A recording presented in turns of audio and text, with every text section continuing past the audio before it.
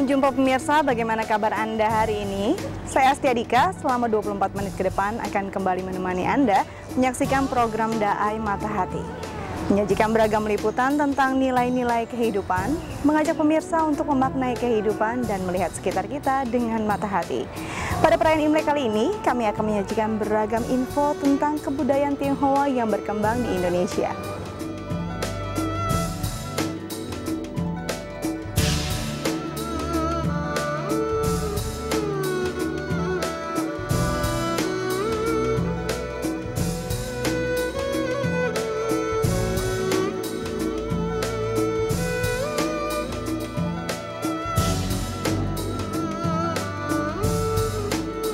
Bagi Anda yang merayakan Tahun Baru Imlek, Kelenteng Kong Miao yang terletak di Taman Mini Indonesia Indah bisa menjadi salah satu tempat ibadah. Selain menjadi tempat ibadah, kelenteng yang memiliki 3 lokasi tempat sembahyang ini juga menjadi objek wisata religi. Meskipun terletak di tengah area wisata, namun rancangan bangunan indah ini tetap syarat akan nilai filosofi.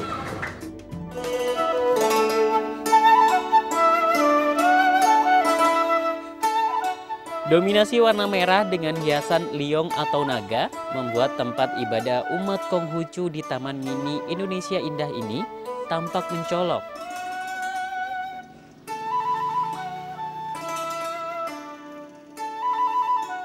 Dikenal dengan nama Kelenteng Kong Miao, bangunan ini berdiri sejak tahun 2007 dan diresmikan pada tahun 2010. Konghucu sudah ada sejak ratusan tahun lalu di Nusantara. Namun pengakuan resmi Konghucu sebagai agama baru diberikan pada masa pemerintahan Presiden Abdurrahman Wahid dengan digantikannya Instruksi Presiden Nomor 14 Tahun 1967 tentang agama, kepercayaan dan adat istiadat Cina oleh Keputusan Presiden Nomor 6 Tahun 2000. Sejak itulah masyarakat Konghucu yang kebanyakan dianut oleh etnis Tionghoa bisa bebas menjalankan agama, adat, dan budaya leluhurnya.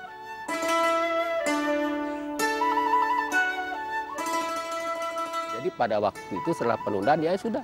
Nah barulah setelah almarhum Abdurrahman Wahid sebagai presiden mencabut Inpres 1467 dengan Kepres 6/2000 pada waktu itu ya. Nah, baru angin segar mulai berhembus.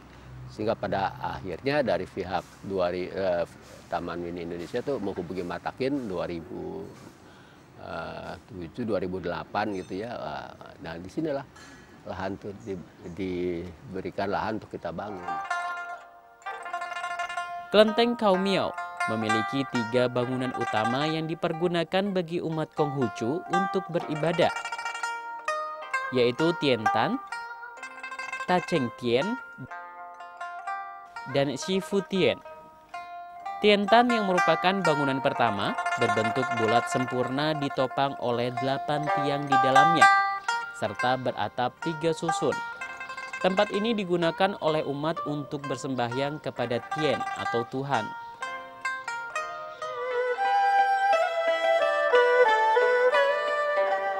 Bangunan yang kedua merupakan bangunan yang terbesar di Kelenteng Kong Miao ini, yaitu Tacheng-tien. Di depan bangunan ini terdapat 8 pilar naga dan juga bentuk bangunan persegi panjang yang melambangkan Ren atau manusia.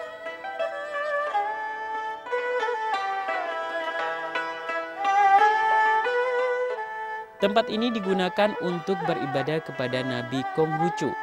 Di tempat ini juga terdapat api abadi yang tidak boleh padam. Api ini melambangkan semangat manusia untuk berbuat kebajikan. Shifu-tien adalah bangunan yang ketiga dari komplek Kong Miao. Tempat ini melambangkan keberkahan sekaligus tempat penghormatan bagi para suci atau Shenming. Di atas bangunan ini terdapat ornamen 2 ekor liong atau naga yang merupakan simbol dari agama Konghucu. Tepat di sampingnya terdapat tempat bagi malaikat Chow Chun Kong yang mencatat segala amal perbuatan yang dilakukan manusia. Nah kemudian dalam kehidupan manusia berumah tangga tidak lepas dari dapur. Dapur mengolah masakan. Kita harus ingat, kalau dalam kitab Hawking ya, Xiaoqing itu diingatkan, kalau kita memberikan suatu persembahan, itu harus berdasarkan hasil yang diperoleh dari cinta kasih, bukan dari korupsi. Nah, kita mengolah makanan di dapur, kita harus ingat. Nah, di situ ada satu malaikat yang mengawasi kita. Malaikat yang kita sebut malaikat dapur, Chow Chun Kong. Mengawasi. Kalau malaikat mengawasi, apakah Tuhan tidak tahu?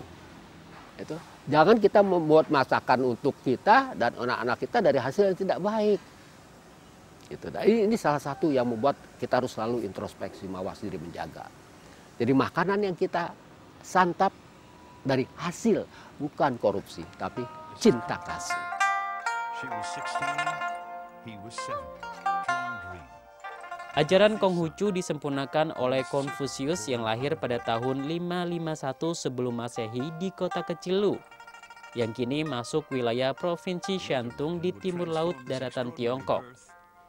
Dan ajaran Konfusius dikembangkan oleh muridnya ke seluruh Tiongkok hingga menyebar ke seluruh dunia.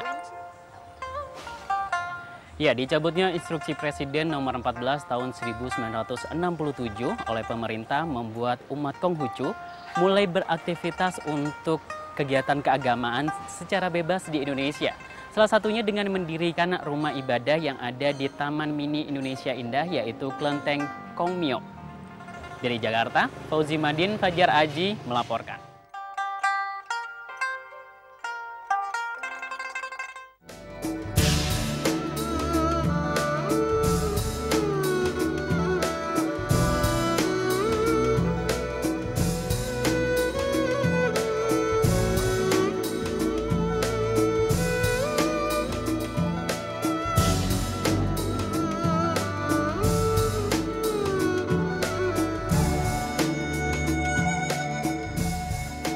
Pemirsa, di setiap daerah di Indonesia pasti memiliki kawasan pecinan yang kental akan budaya Tionghoa. Nah, kali ini kami akan mengajak Anda untuk berkunjung dan mengenal lebih dekat kawasan pecinan di Glodok, Jakarta Utara bersama salah satu sejarawan, Asep Kambali.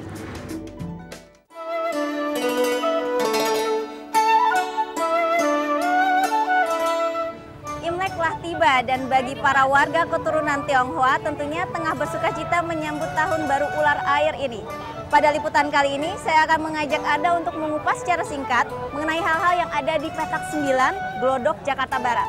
Penasaran? Ikuti saya terus pada liputan kali ini.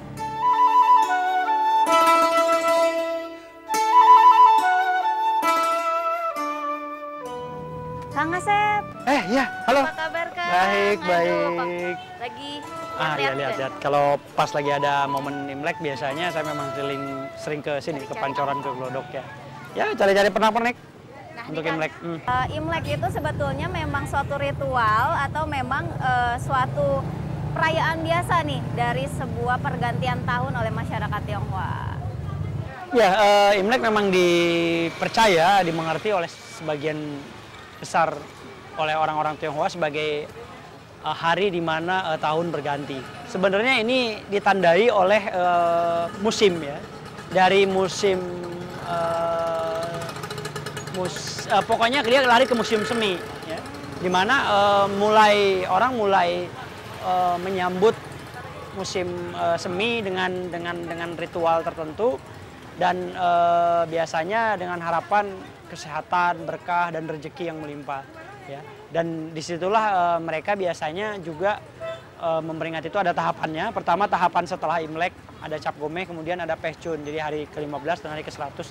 Dan tiap tahapan itu berbeda cara mengisi perayaannya. Nah itu kan tentang Imlek nih. Nanti kita jalan-jalan juga nih ke Toa Sebio yang di belakang. Ya, Mungkin ya. Kang Asep juga bisa bantu kita kan ya. Bisa kita jalan sekarang nih Kang ya? Boleh. Oke, yuk. Petak 9 merupakan kawasan pecinan yang ada di kawasan Glodok, Jakarta Barat. Petak 9 menjadi mata rantai dari segala aktivitas berkultur Tionghoa di Jakarta. Salah satunya Kelenteng Toa Sebio.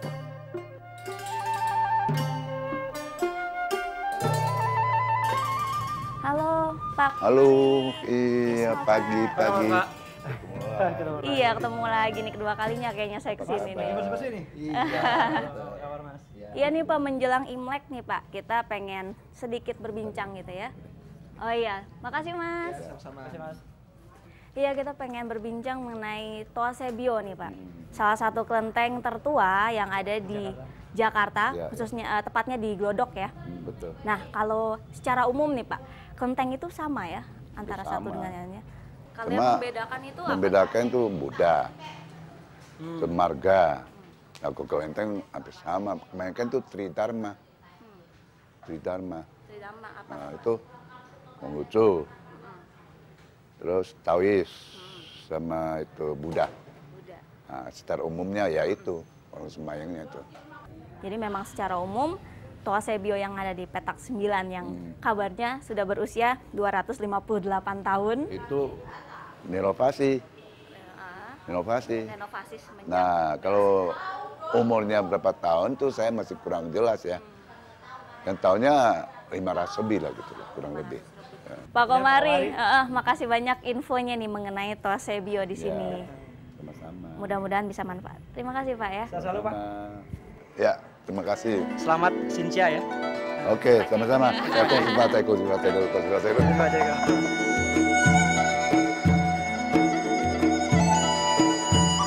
Kelenteng bersejarah yang sempat terbakar pada peristiwa Angke 1740 ini adalah kelenteng bagi seluruh umat yang ingin bersembahyang tanpa menetapkan warga tertentu.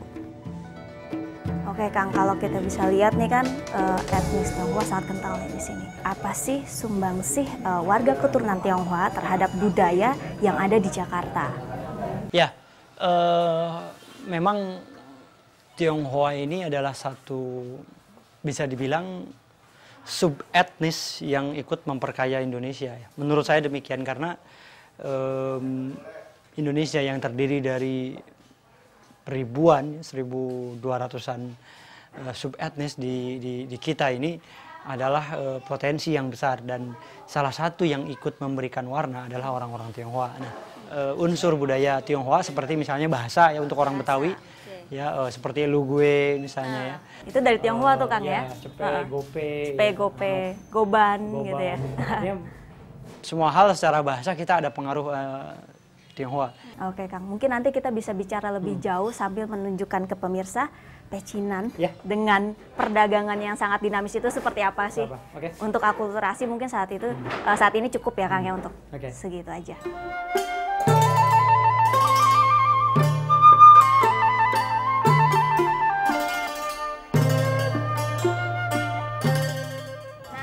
Menyambung yang tadi di Toa Sebio sesuai janji kita nih, sebetulnya memang perdagangan itu erat kaitannya dengan etnis Tionghoa atau warga keturunan Tionghoa yang ada di Glodok ini ya Kang ya? Ya, memang sejak awal orang-orang Tionghoa datang ke daerah yang disebut Nusantara kemudian menjadi Indonesia sekarang itu karena perdagangan. Mereka datang sebagai penjelajah dunia dengan berdagang sebagai saudagar, berbeda dengan orang-orang Eropa yang datang di tahun 1500-an itu mereka sebagai penjajah. Mereka sebagai pedagang tapi juga ikut mengeksploitasi dan menjajah. Orang Tionghoa masuk di abad ke-5. Mereka adalah sebagai pedagang. Makanya kita banyak melihat sekarang di seluruh pelosok, bahkan di seluruh dunia, termasuk di sini, di Batavia, di Glodok, adalah pusat dari perdagangan di mana orang Tionghoa memegang peranan. Dan pecinan itu memang tidak hanya di Glodok ya, hampir di tiap daerah, memang di sini paling tua ya. Tanah Abang itu bisa dikatakan pecinan karena memang di sana banyak orang-orang Tionghoa berdagang ya. Kemudian Pasar Senen, ya, Jatinegara, ya. Itu hampir di setiap pasar pasti ada orang Tionghoa dan mereka menjadi pemegang kendali untuk perdagangan. Oke Kang, kita nikmatin dulu nih Kang, pecinan suasananya yang di sini. Ya Kang.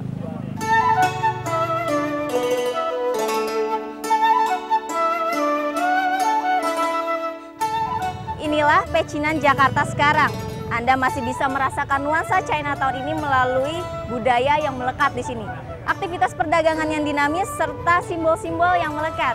Sekian dulu perjumpaan kita kali ini. Ismayanti, Fajar Aji, dan Fajar Kusuma melaporkan.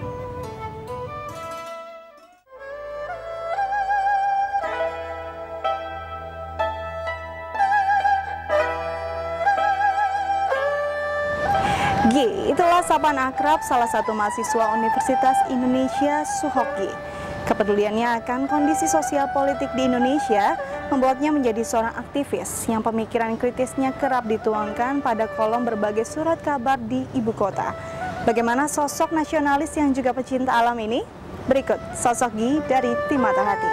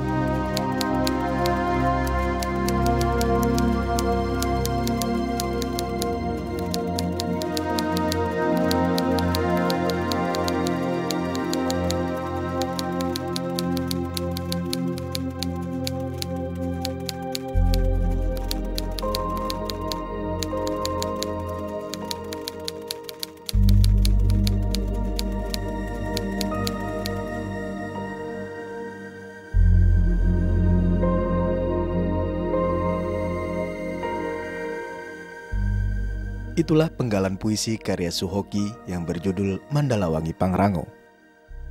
Mandalawangi dan Gunung Pangrango adalah tempat favorit Suhoki semasa menjadi aktivis mahasiswa pecinta alam tahun 60-an.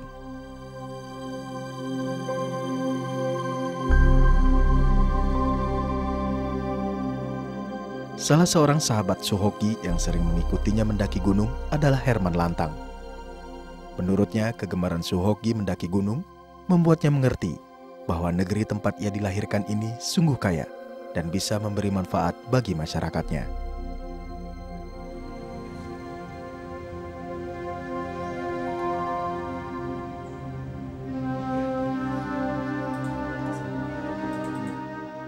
Dan yang konsep pencinta alam yang Mapala UI pakai adalah yang tadi.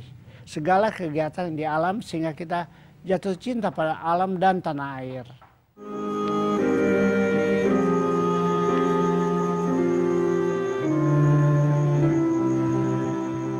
Selain dekat dengan alam, Suhoki juga dekat dengan bangsanya. Ketika gonjang-ganjing politik di Indonesia mengemuka ketika itu, masyarakat terkena imbasnya. Ketidakadilan, kemiskinan dan kesulitan memperoleh bahan kebutuhan pokok dilihat Suhoki sebagai bentuk ketidakpedulian pemerintah ketika itu. Pesannya adalah menunjukkan bahwa betapa Hoki sangat-sangat concern terhadap bangsa dan tanah air ini akan ketidakberesannya. Itu yang pesannya. Kalau Harsha Bakhtiar bilang dia dengan kaki telanjang menyapa tembok dan dia nggak peduli. Selama dia benar dia maju terus. Jadi saya mau pesannya adalah Hoki adalah seorang yang sangat-sangat konsekuen dan segala macam dia tanggung dan kalau benar dia akan maju terus.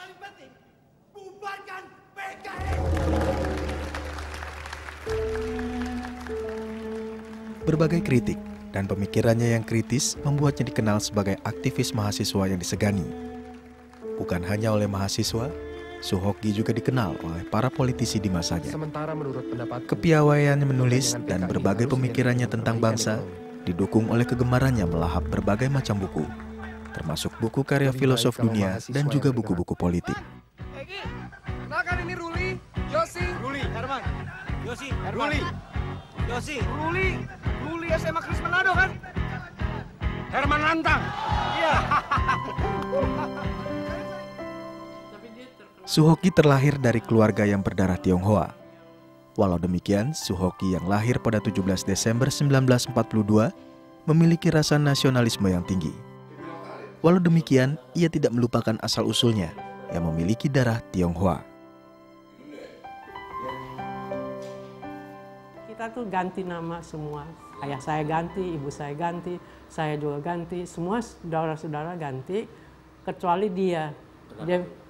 Karena dia bilang ya memang udah terlahir begitu, saya sih nggak apa-apa. Dia bilang nggak takut, memangnya jelas-jelas saya orang Cina, ya memang begitu. Jadi nggak usah. Kalau saya maunya terkenal dengan nama yang saya diberi oleh ayah saya. Gitu. Jadi saya itu tidak mau jadi campur bau. Saya nggak perlu jadi orang Indonesia hanya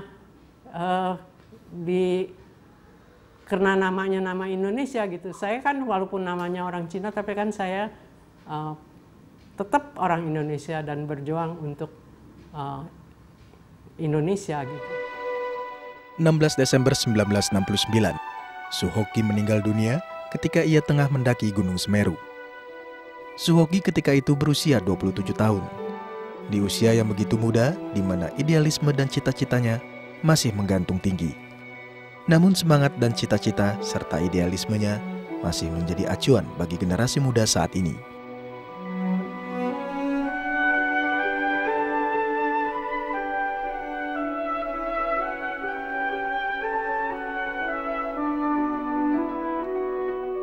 Karena dia kan banyak baca buku-buku sejarah kan, terpengaruh oleh orang-orang yang terkenal dalam sejarah yang nasional, yang tidak bisa dibeli sama uang. Itu prinsip dia lah, pokoknya kayaknya tuh uang tuh untuk dia nggak ada artinya sama sekali. Saya tak mau menjadi pohon bambu, saya mau menjadi pohon oak yang berani menentang angin. Mungkin itulah yang diharapkan Suhoki pada generasi muda saat ini terhadap bangsa dan negaranya. Untuk menjadi generasi muda yang tangguh, pantang menyerah menghadapi berbagai tantangan.